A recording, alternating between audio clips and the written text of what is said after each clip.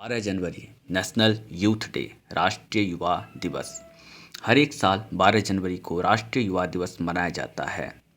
राष्ट्रीय युवा दिवस स्वामी विवेकानंद जी के जन्म दिवस पर मनाने की घोषणा सन 1984 में हुई और वर्ष 1985 से हर एक वर्ष 12 जनवरी को राष्ट्रीय युवा दिवस मनाया जाने लगा। आपको ये भी बता दूं कि 12 अगस्त को अंतर्राष्ट्रीय युवा दिवस मनाया जाता है। स्वामी विवेकानंद के आदर्श और विचार इस प्रकार का था कि हर एक विद्यार्थी को उन्हीं के आदर्श और विचार पर चलना चाहिए। इसीलिए उन्हीं के जन्म दिवस पर युवा दिवस की घोषणा की गई। अब बात करते हैं थोड़ा विवेकानंद के जीवन के बारे में। स्वामी विवेकानंद का जन्म 12 जनवरी 1863 को कलकत्ता में एक रूढ़िवादी हिंदू परिवार में हुआ, जहां प्रतिदिन रीति रिवाज से पूजा पाठ किया जाता था। उनका वास्तविक नाम तो नरेंद्रनाथ दत्त था, परंतु क्या आप जानते हैं उनके बचपन का घरेलू नाम क्या था? उनके बचपन का घरेलू नाम वीरेश्वर था।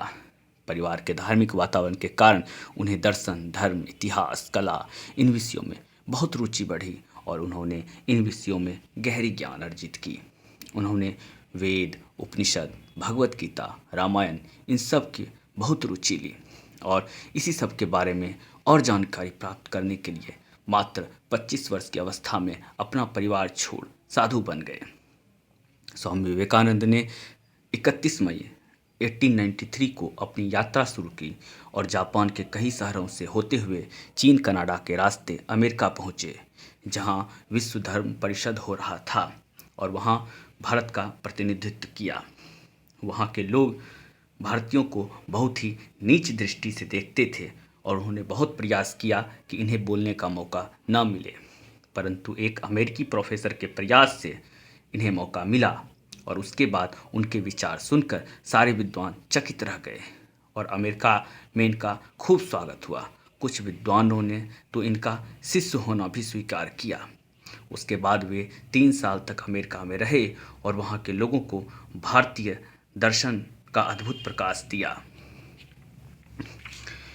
उनका दृढ़ विश्वास था कि भारतीय दर्शन के बिना दुनिया एक अनाथ होगी।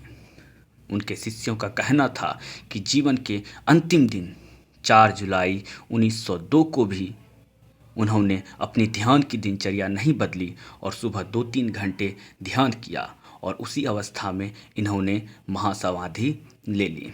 इनकी मृत्यु मात्र 39 वर्ष की अवस्था में हो गई। इनके गुरु का नाम रामकृष्ण परमहंस था और अमेरिका के साथ साथ कई जगहों में इन्होंने अपने गुरु के नाम पर रामकृष्ण मिशन की स्थापना की।